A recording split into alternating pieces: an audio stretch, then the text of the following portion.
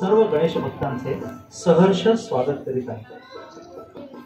यंदा मंडळ 29व्या वर्षात पदार्पण करीत आहे। यावर्षी मंडळ आपल्या समोर पर्यावरणावर पौराणिक कथा चलचित्र देखावा सादर करीत आहे।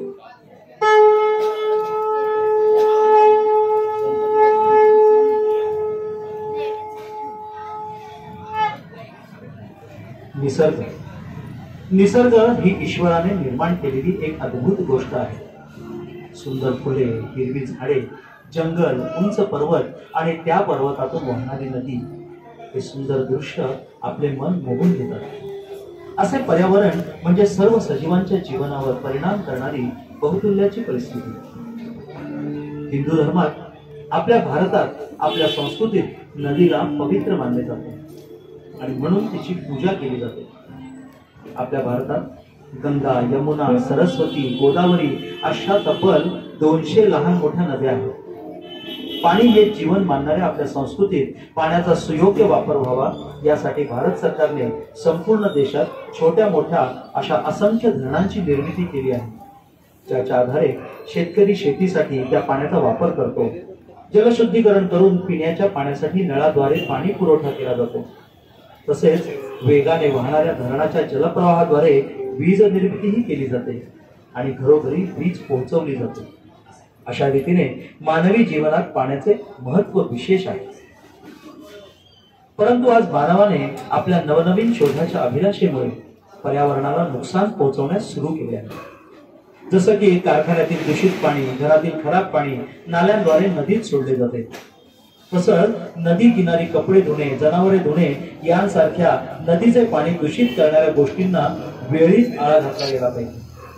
अशा दूषित पाण्यामुळे जलचरांच्या जीवाला तर धोका पोहोचतोच, पण अशा दूषित पाण्यावर शेती पिकवल्याने ते अन्न, भाजीपाला खाऊन मनुष्याच्या जीवालाही धोका संभवतो।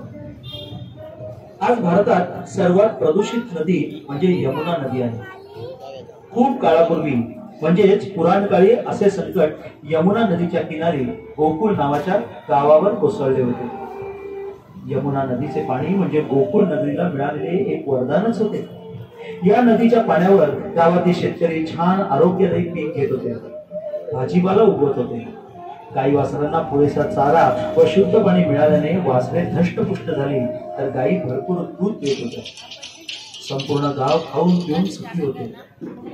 त्या गावाचे प्रमुख नंद बाबा, त्यांची पत्नी यशोदामाई आणि पुत्र श्रीकृष्ण यांच्या बरोबर सर्वच गावकरी आनंदात होते। अचानक एके दिवशी भयंकर विषारी अशा कालिया नागाने यमुना नदीत प्रवेश केला। गोकुळाजवळ डोहात त्याने वास्तव्य करून विषारी फुटकार करत संपूर्ण नदीचे पाणी विषारी केले। या विषयुक्त नदीचे पाणी पिऊन गावकरी व जनावरांचे मृत्यू होऊ लागले।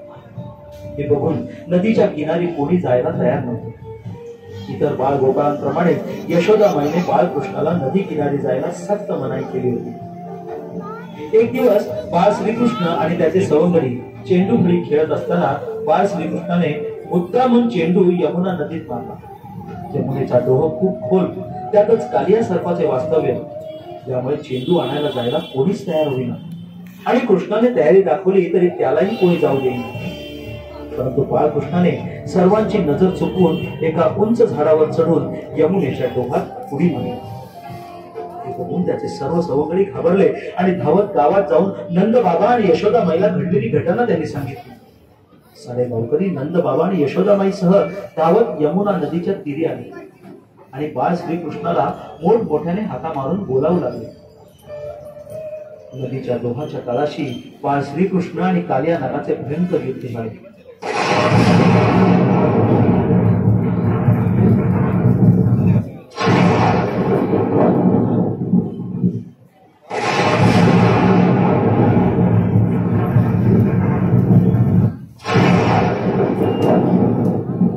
या नागाला पराभूत करून बाळ श्रीकृष्णाने त्याला यमुना नदी सोडून जाण्यास सांगितले। बाळ श्रीकृष्ण म्हणजे प्रत्यक्ष विष्णूचा अवतारच आहे हे ओळखल्याने कालिया नागाने आपला पराभव स्वीकारला आणि कालिया नागाच्या फण्यावर उभे राहून बाळ श्रीकृष्ण यमुनेच्या पाण्यातून बाहेर आले।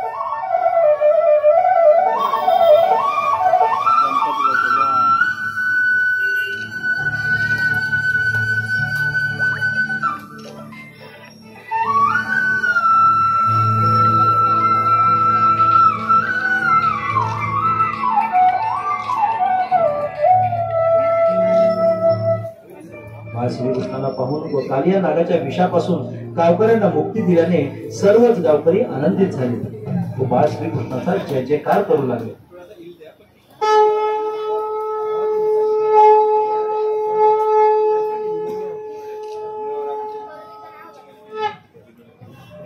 हे गणराया, तुमच्या चरणी विनम्र प्रार्थना आहे की आमच्या अंतःकरणामध्ये जो कालियानाग बसला आहे त्याला पराभूत करून श्रीकृष्णाची भूमिका बजावून आपल्या पर्यावरणाचे संरक्षण करण्याची शक्ती आम्हास दे.